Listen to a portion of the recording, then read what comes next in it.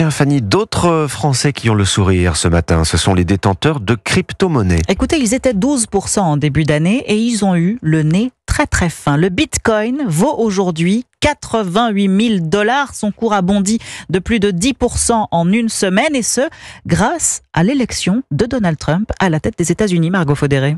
Oui, parce que cette envolée du Bitcoin trouve son explication dans la politique économique promise par Donald Trump, une politique basée en partie sur la dérégulation, un argument qui séduit le monde des crypto-monnaies. Et le programme du président élu est aussi un programme inflationniste avec la hausse voulue des droits de douane.